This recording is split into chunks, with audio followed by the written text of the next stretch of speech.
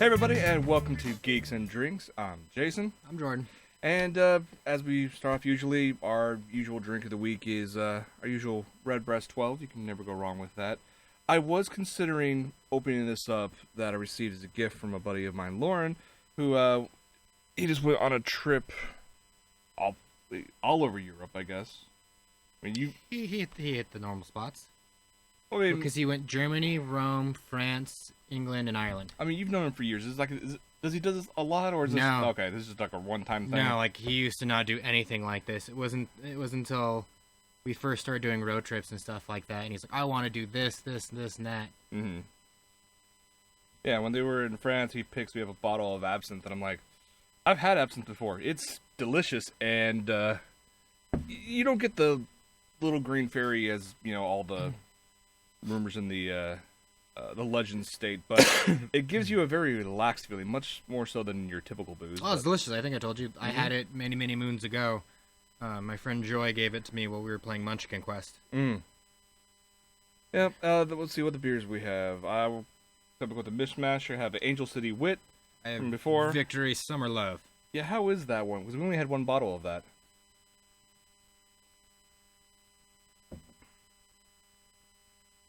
Hoppier than I was expecting. But not bitter. Well, that's good. I'll take a swig, sure.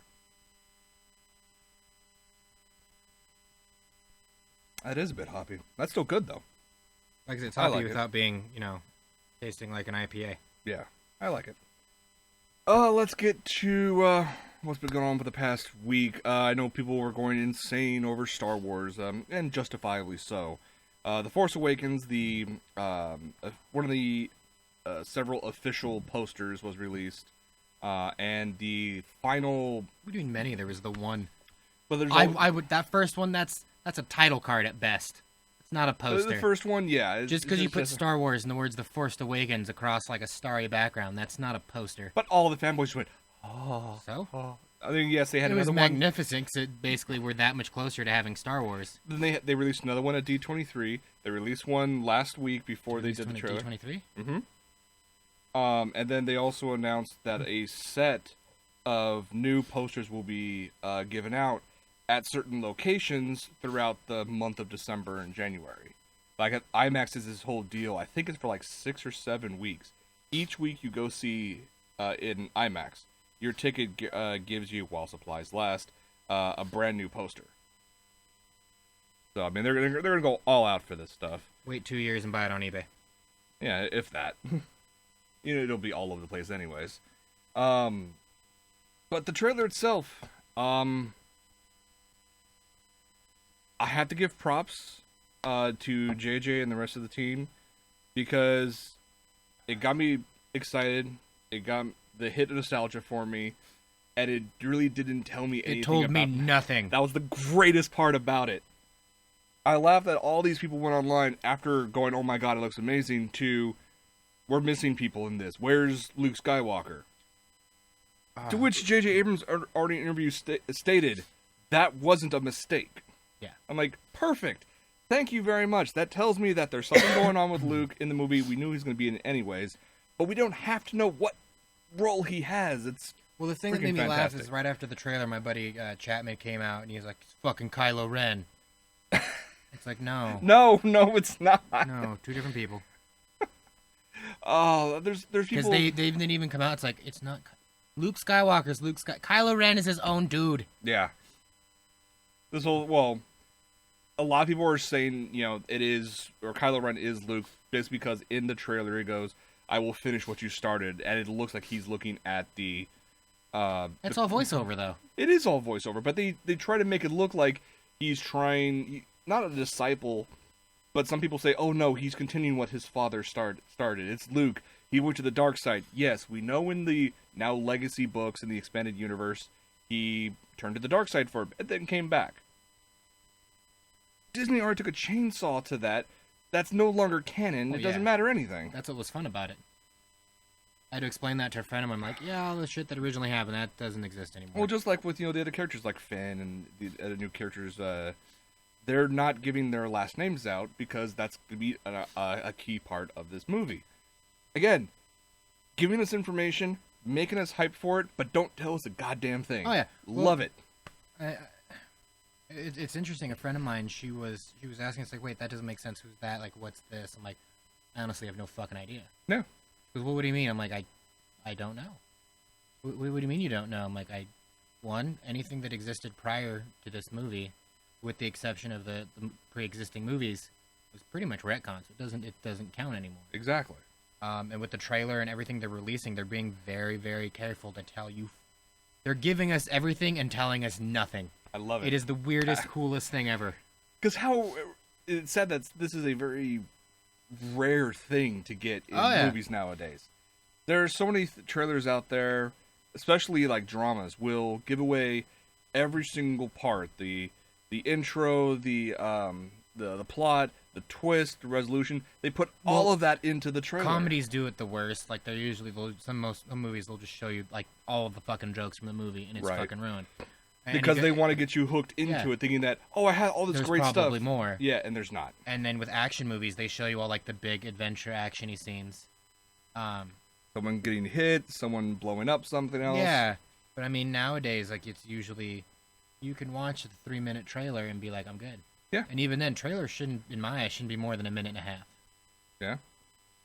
But I do like the fact that JJ has always been one to try to push the boundary for that. Do you remember the whole controversy surrounding, or not controversy, just conversation around his trailer for Cloverfield? No, because that movie looked terrible, so I didn't see it.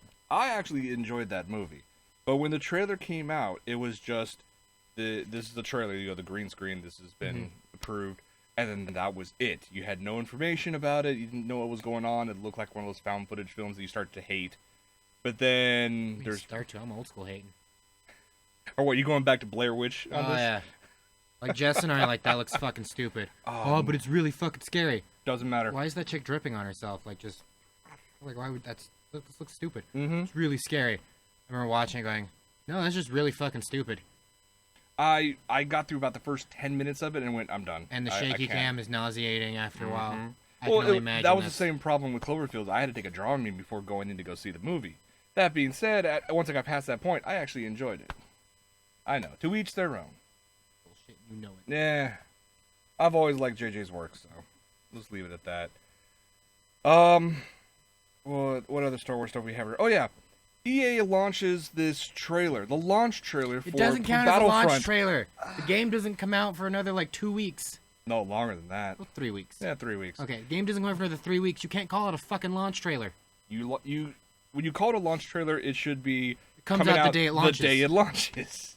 Not, hey, this is a really cool thing with all these cool sequences that are all pre-rendered graphics, but in-game engine. I hate that bullshit. But it's not even close to being out yet. 3 weeks. I know. Doesn't count as launch. I know they're probably trying to get more people to pre-order the game, but at the same time, though, that just pisses me off even more. Dude, I felt bad. I think I told you, my buddy Dom. He was like, "Dude, you're gonna pre-order the game? Where are you gonna pre-order at?" No. I'm not. No. What do you mean? I don't fucking see the point in pre-ordering. Why? Because I'm just gonna fucking pick the game up when I pick the game up. Yeah.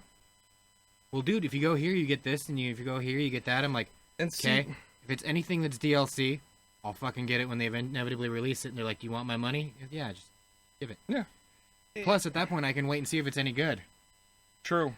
Batgirl. Well, just looking at the whole situation with pre-orders in the first place. I mean, I worked at GameStop for over 3 years back in the day, even before Suncoast. Suncoast, yes. It was actually before, during, and after that, believe it or not. But you hit the usual haunts. That's fine. Yeah. The whole thing with pre-ordering is that they want to make sure people get hyped enough to pre-order the game to guarantee they're actually already paid for the game, without actually having to be able to hear about a lot of the reviews and all of a sudden realizing this game sucks, I want my money back, and at that point GameStop says, you paid $50 for this game about an hour ago. We'll give you $5.75. Yeah. Speaking of pre-order shit, dude, the advanced ticket sales for Star Wars. In less than 24 hours, it already made $6 million. $6.5 million. It septupled, technically, what Gem made in its opening weekend. In less than 24 hours, and that shit's not even out. Mm-hmm. That movie looks terrible, and people who made that, you should feel terrible. Yes, very much so.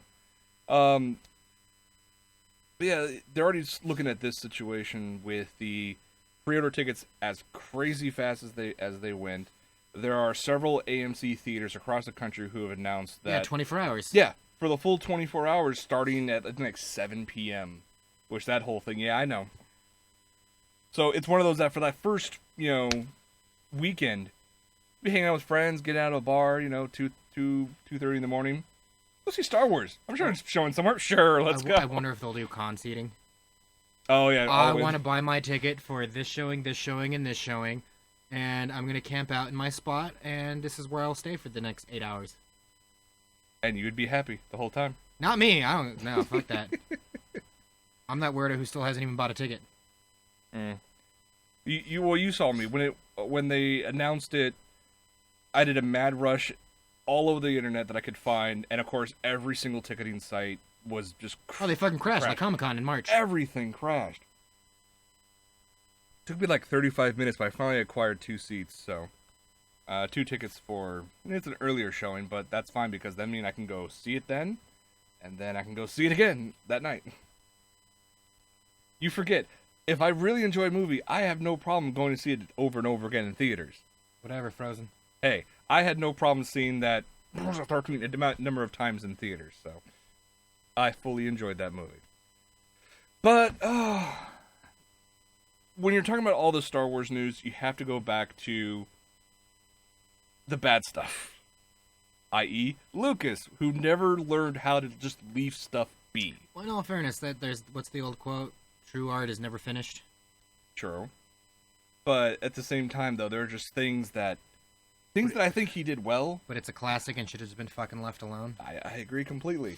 Back in the mid to late 90s, they re-released Star Wars, all the trilogy in theaters again. Yeah, because it was special edition. Because it was right before Episode 1 came out. Mm-hmm. And I think it was like every 6 months they re-released one. Something like that, Because I remember the day it came out, like I stole the newspaper from my dad because back when newspaper was still a thing. I remember I stole they had the poster, like the right, like the re-release posters, like they had those, like just full color for the special edition of all. And I fucking stole them, and it was amazing. But guys over at ScreenRant.com created this list. The Star Wars original trilogy changes: the good, the bad, and the ugly. Good stuff we can swing through real quick because I agree for most of it. They increased the quality of some of the special effects, things like blaster shots and explosions and whatnot. I'm fine with them tinkering with that a little bit. Doing the whole Abrish thing, or basically in the original trilogy when it came out, a lot of the stuff and the signs and everything was all in English. Wasn't until Episode 5 where they started using what they called Abrish, but at the point it was just gibberish. Until some diehard fan went through and like, let's make this an actual language. When they went back for the special edition, they went back and replaced almost all of the English signs with Abrish. And, that's a nice little cool. touch. It's a nice little detail. More screen time for Biggs. The updated part of the Emperor. That was cool because the original looked really weird because he had those weird like Muppet eyes where it just kind of like claymation was formed over it. Well, in the article they were talking about that the person who was actually physically portraying the Emperor at that point was actually Rick Baker's. He was the makeup artist. His wife.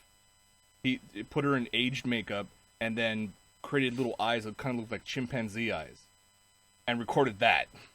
That's not all creepy. I was like, okay, that whatever you're into. No, dude, no. Look, who then had chimpanzee eyes superimposed over her to make her look more like an old man. Yeah. I'm kind of glad they went back and redid those sections with Ian McDiarmid. That was fine. They updated some of the background scenery in Cloud City. Wasn't necessary, but it was a nice touch. Yeah. Then we get to some of the odd bits. You got a rock. R2-D2 in episode 4 gets, he wedges himself in the wall, but unfortunately in this version he's now surrounded by rocks ahead of him, and it made no sense. Super CG rock. Super CG Mos Eisley. Dude, I have on that the CG rock. Like even if you look at the image there, it looks way too polished, and that's weird considering it is a fucking rock. It looks like the kind of rock you'll see like on a ride at Disneyland.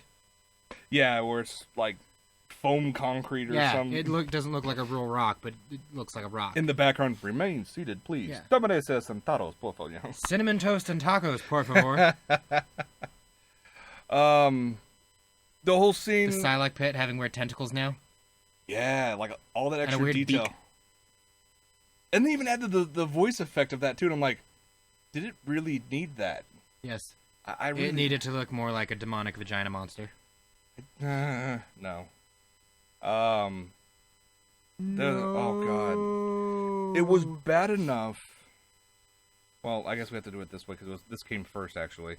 The whole scene in Return of the Jedi with Vader basically throwing the Emperor over the side. At the time, it was silent. It made perfect sense. He looked around, saw what was going on, made a decision. We didn't have to have this additional... I don't remember it in the special edition. I remember it for the Blu-ray special edition. Mm-hmm. But the one that came out in theaters, I don't think he said no. You think it was... It was this... Yeah, it was just the Blu-ray. So technically he said no first in Yeah. Revenge of the Sith. And then when they brought out the Blu-rays, that's when they added no for a second time. No, and throws him over. I'm like, I didn't thing. need that. The whole Han and Greedo who shot first thing. Everyone knows Han did not shoot first. Lucas came out and said that, it was always intended that Greedo shot first because, fuck George Lucas. Yeah, we all know. Yeah, I was going to say. The whole additional Jabba sequence in episode 4. Right after the whole scene with Han and Greedo, I'm like, you kind of knew that Han had a bounty on his head from Jabba. Do we need this extra bit here in the first place? They should have left it where he was a giant fat guy in a fur vest. That was hilarious. I remember watching that, it was years ago. It came out like a week before the Blu-rays came out, and I went, really? That was... Yeah, just keep that. It could have been... Don't worry, in 2 months we'll get to watch the Christmas special. Oh, yes. Oh, yeah. We'll have to keep on doing that. And fuck the musical scenes. Jabba's Palace. It didn't need this giant, like, Disney-esque musical You don't get rid of Max Rebo and his amazing band. Instead, you get this Muppet reject thing that... It wasn't even a Muppet. It was all CG. I know, but he looked like... It was CG alien stereotypes, because it even had, like, this... Like, it looked... it was like an alien in blackface, essentially. Mm-hmm. And like, I remember it came into the camera, it's like, especially when they did the 3D version of it. That was just no. I didn't see it. I chose not to. You're a better man for that. I decided to go in and see it. I'm like, why not? Oh God, no. And never do it again. Well, kind of like the Ewoks. They now have eyelids. And they the blinking eyes was interesting. It had a bit of a Dora the Explorer effect to it. Because it wasn't perfected yet. So meanwhile, didn't need it, though. Meanwhile, it still had like the normal like teddy bear eyes. It's like, yep, I'm staring at you. God damn it, Willow, you're creepy as shit now. More so than before. And the absolute worst atrocity that Lucas ever did when he retouched up anything, special edition or Blu-ray. Pod racing. I liked pod racing. E.T. when they had the walkie-talkies instead of guns. No. Oh. Hayden Christensen. No, Hayden Christensen. Oh, they should have left the creepy old white guy. Especially because they kept the creepy old white guy in a scene about 5 minutes before. You see old Vader takes off the helmet and whatnot. At least when this whole scene that should be a very magical sequence where you see his father coming back. He looks the rapey light as side. shit just because he looks kind of rapey as Anakin shit. Skywalker doesn't know how to act. But that look, but he looks kind of like Sam did at the end of Lord of the Rings. That like, I'm about to go to town right now. That like bedroom eyes. Like he looks like he's probably about to run the train on like maybe Ghost Yoda or something like that. Something, yeah. But it doesn't make sense. Yeah, it didn't make any sense at all. The replacing the Emperor sequence in Episode 4, that made sense. Replacing this in Jedi? Wasn't that in Episode 5? Could have sworn it was in 4. You never see the Emperor in 4. Okay. The magic blue face. That was in 5 when he was kneeling down. They had the whole like his helmet came off. Right. Oh, that was 5. Yeah, my bad. Your shit together, man. Yeah, I've been drinking. Shut up. I know. But yeah, bringing Hayden Christensen in for this one scene, just no. I can't really complain too much because I actually bought the Blu-rays. Yeah, they're out there somewhere. You don't need to draw attention to them. Yep, here they are. I'm gonna blame it on the fact that I think when you bought that, you weren't with my sister. I was not. So you had a surplus of money, and you, rather than being smart and setting it on fire. What's funny is that I pre-ordered this, not knowing what to expect, and it came out just a few weeks after my birthday. And I looked, I got a notification. This is shipped. Wait, why is my account short $70? Oh, I pre-ordered this. Hey, look, birthday present to myself.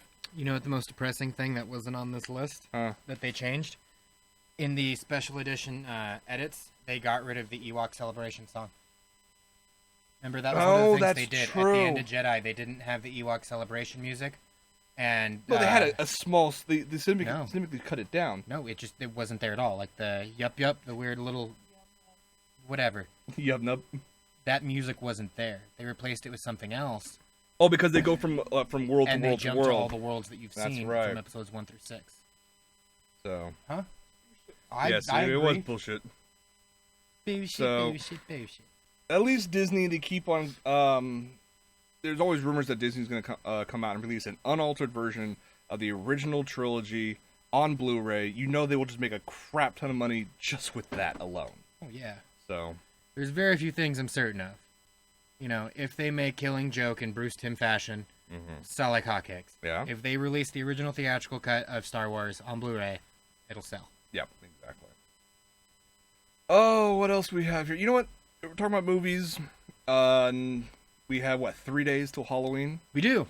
Horror movie stuff. All the good ones. Like your list of... There's some ridiculous horror movies out there, and honestly, that's part of the fun. But at the same time, though, some people just take it way too far. Wasting your time on cinematic garbage. You have to watch classics. But I mean, there's things like Zombievers.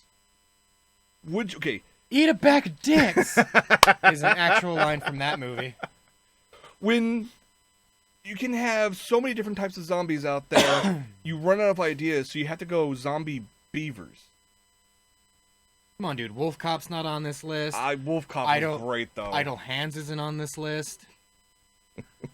Lesbian Vampire Killers is not on this list. Okay. So, you came across this. In the U.S. version, they took the lesbian out of the title, so it's just Vampire Killers. Explain to me how you found this again? Okay, one of my friends, Becca, we always talk like nerdy shit. We always talk nerd shit, and we were talking about, it's October. What horror movies have you seen? I'm like, well, I've fallen behind. I'm sorry. She goes, all right, these are the movies that are on my to-do list. Mm-hmm. And she mentioned one called Lesbian Vampire Killers, and I'm like, excuse me. And she's like, yeah, it's the title alone sounds, Well, no, at first I'm like, what the fuck? Like I was trying to imagine what this possibly could be about. And she's like, yeah, I looked at it. I'm like, dude, it has James Corden. She goes, I knew you would love it because it's James Corden. You enjoy the guy. I'm like, fuck yeah.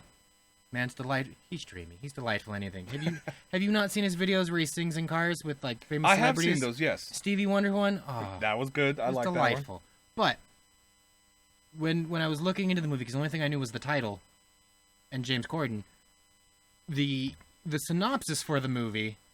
It starts off saying that one dude went through a breakup and he was all mopey, and then his best friend, Fletch, gets fired from his job as a clown for punching a 7-year-old.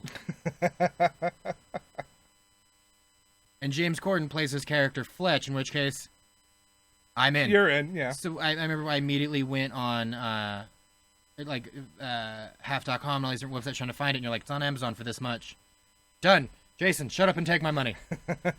And then, like, within a week, I fucking watched it. I'm like, oh my god, this is like the high school equivalent to, like, Shaun of the Dead.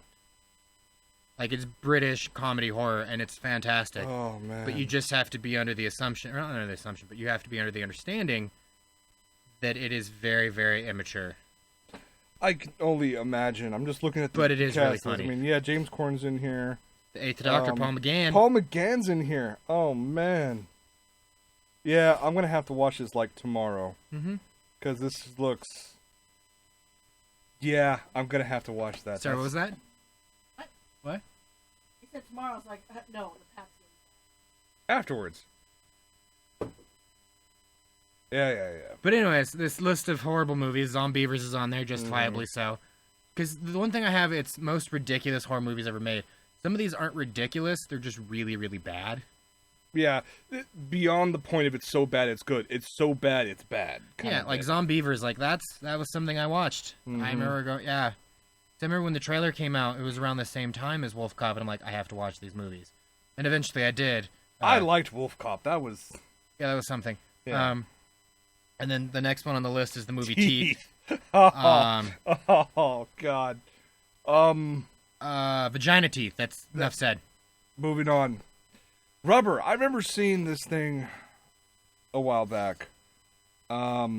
This is one of those movies that they came with an idea.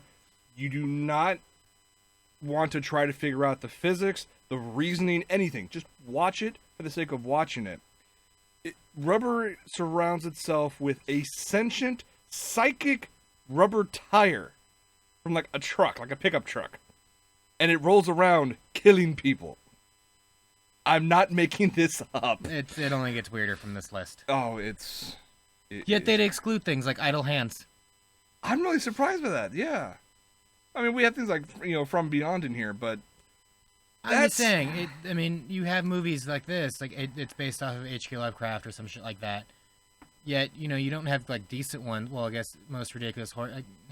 Okay, but you ever seen Reanimator? Yes. That was good. Mm-hmm. It's fucking ridiculous and over the top, but it was good. Yeah. Return of the Living Dead. It was more slapstick comedy than anything else. Yeah.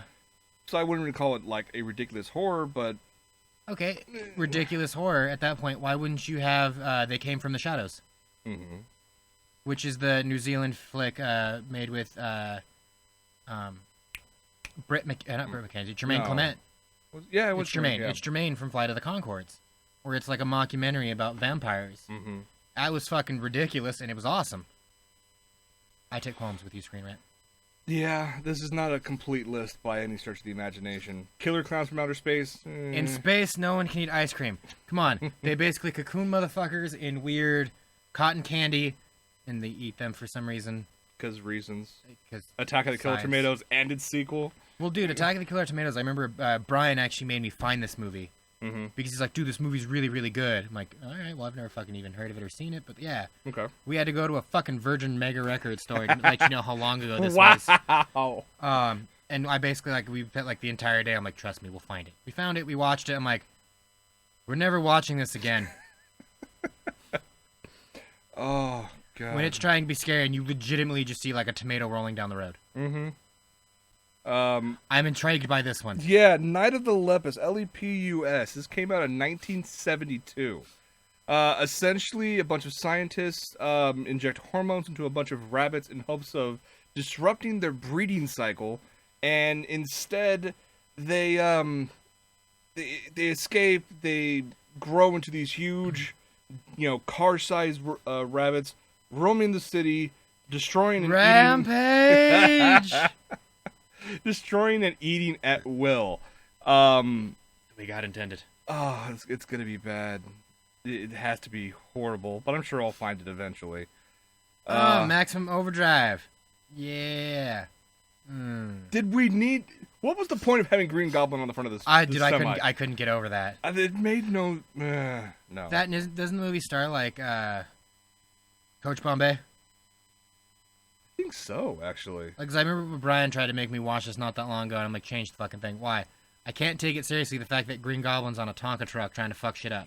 Dude, there was a whole scene, I remember correctly, there was, like a Little League scene, where, like, wasn't a kid, it was a coach, got pelted to death by a soda machine. Yeah! That's, like, within, like, the first, like, 10 minutes. Something like that. And, like, when he's dead, like, the kids don't they just run up and, like, oh, it's free sweet yeah, free sodas, soda. yeah. Oh, 1986. The crappening. Dude, what? Okay, M. Night Shyamalan, you had one decent hit. But see, here's the thing. This is why I call bullshit on this list. Why? M. Night Shyamalan movie. Yeah, it's shit, but you throw The Happening on there? That's not even a good horror movie, or even a good bad one. It's just bad. It's not even a movie. It's people running around and running away from an invisible thing. I thought it was fog. Was it No, fog? the happening is okay. The villain in this movie is Mother Earth. Is the Earth? It's plants. Plants have been known to protect themselves in certain parts of the They're world. releasing fart gas. They release some sort of toxin in the air that causes like bees and whatnot to kill themselves. He Please- took this let's with one just point stop later, talking about and this. no, put one step further, and made it so that nature has deemed humanity, overrun and causing too much damage. Marky Mark, I love you, and we have the same birthday, but this is bullshit. They release a toxin into the wind, so potent that it has caused humans to do everything, just drop out what they're doing and kill themselves, either throwing themselves off a building, using power. Okay, it's like, did they just like fall, or they're like, seppuku. There's some people who do that. There's one scene at the beginning. There's the wind's blowing through. These people are construction guys on the site for this 5-story tall Wind's building. blowing? Are we sure it's not poo gas? The wind's blowing. It's Poo carrying gas. this pollen stuff, whatever. The people sniff it, drop what they're doing, and literally just hop off. And I'm like, the hell That is a this? feeling I am familiar with, and so is my But- sister and the girlfriend. There is one scene though, where Marky Mark is in a house, in the middle of the woods, and there's this plant inside, and for some reason he tries to sneak up to it, and start talking to it and apologizing to the tree or to the plant, and then realizing it's a plastic plant. So they were all high when they decided to make I this, really right? think they were, because it was. Let's just go to the next one. I kind of have to after that one. You don't even need to talk about Brain Dead or Frankenhooker. Frankenhooker from 1990. I barely know what this movie is about, but when I read the synopsis of it, the fact that a guy's collecting body parts, like Frankenstein would, Yeah. from prostitutes by giving them exploding crack, Uh-huh. and then just collecting the body parts that way. Yep. 10 out of 10. 5 stars. There are so many movies that should have been on this list, but weren't probably even thought of. What do you think should have been added to this? Aside from, like, Wolf Cop and Idle Hands and Lesbian vampire killers. Lesbian Vampire Killers, I agree. Because there are, let's face it, there are a dime a dozen. You can find all these bad movies. You can We'll just see. do It's just his most ridiculous horror movies ever made. Okay, any trauma video. Could be Toxic Avenger. Yeah? Gotta throw Toxie in there at some point. Yeah, true. But see, like, ridiculous. Fucking any of the Evil Deads. Yeah. Um, Which, I have to say real quick, Comes out Saturday? It comes out Saturday. First episode hasn't even aired yet. It's already been renewed for a second season.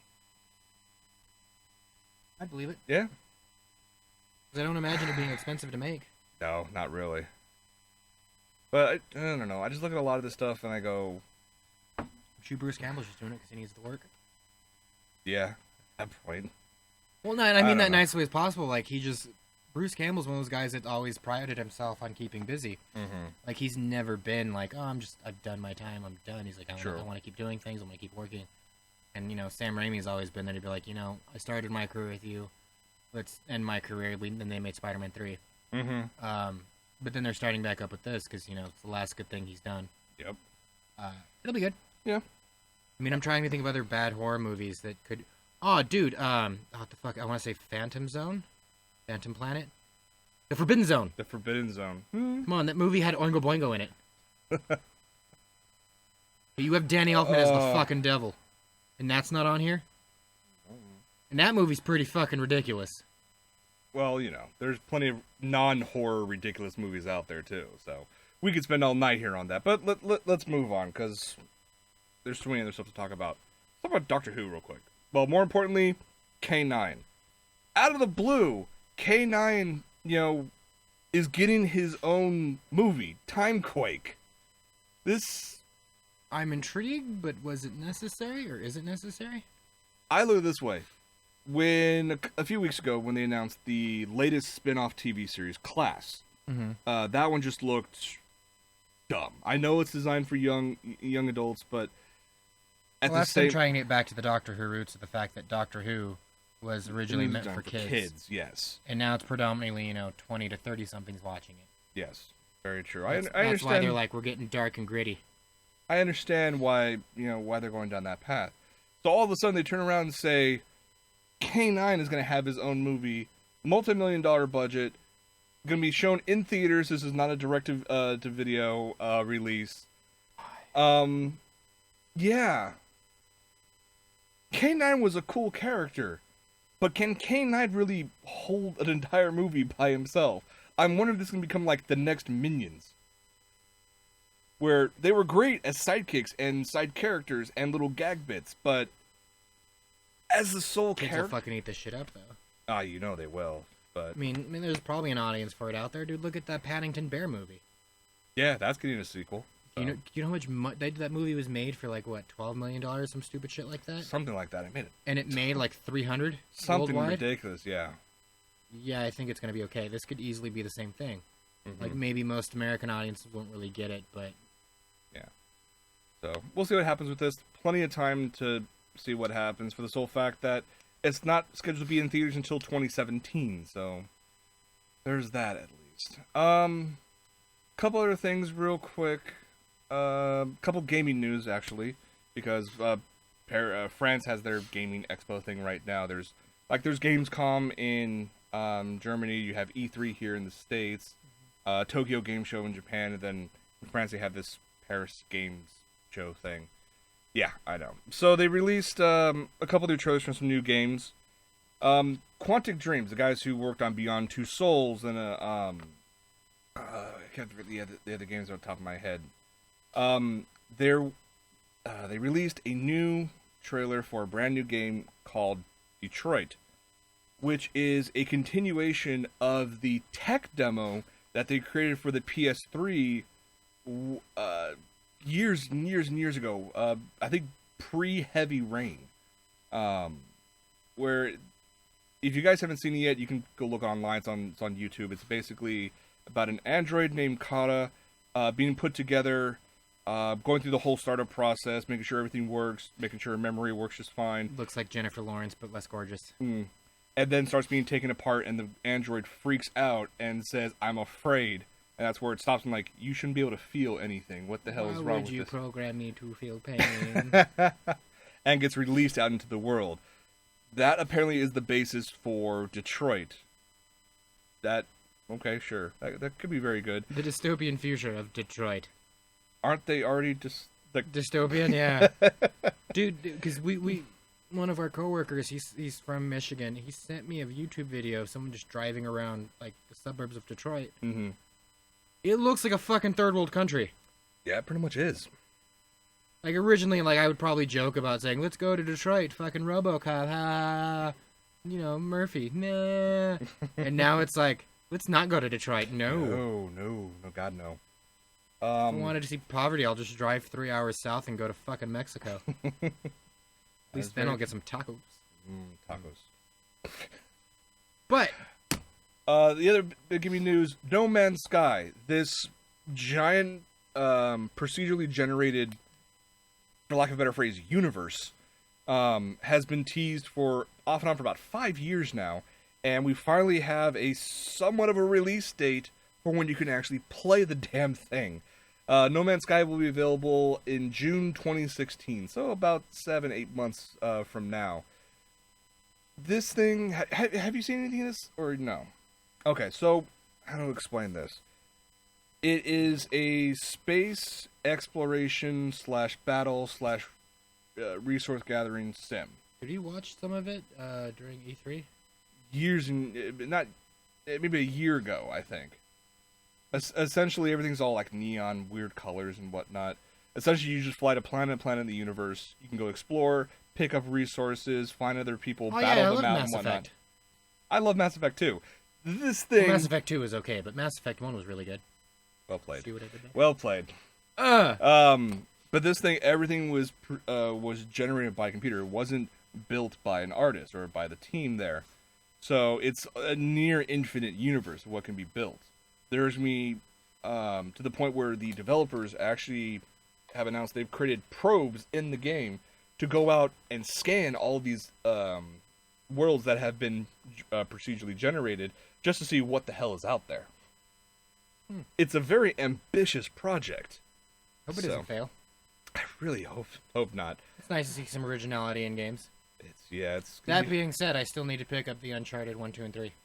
Me too. And then eventually, well, motherfucker, just wait. I'll pick it up and be like, here, I'm done. That's true. In the meantime, I can play Batman. There you go. You got time. That works for me. Oh, but I think that's gonna be it. Other than... I was gonna say, if we're gonna finish off, we should probably talk about DC. You want to talk about DC? Because DC's had a bit of a week. Go for it.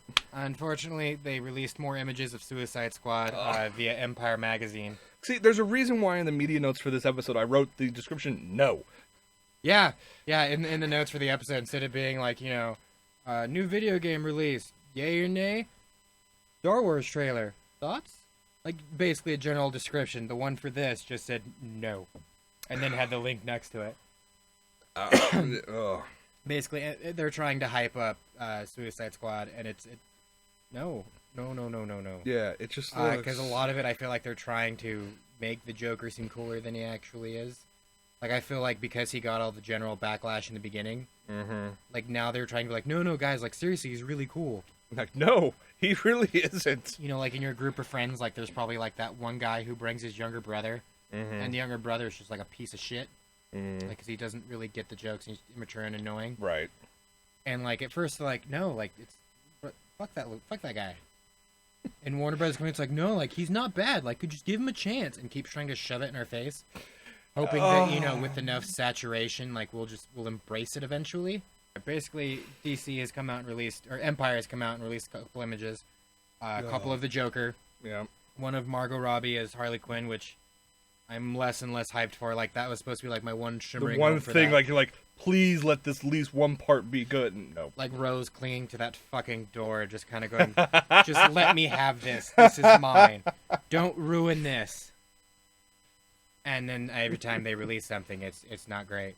But yeah, they really need to stop making Yeah. But on the upside to DC, come on, let's end this on a high note. Constantine is coming to Arrow. Yes. We've known about it for a while. I'm so glad that it's finally coming. I'm a little next upset week. that it's it's post Halloween, like Treehouse of Horror for Simpsons. It could have been great, like. Because if it was a Halloween episode, that could have gone right up. Mm-hmm.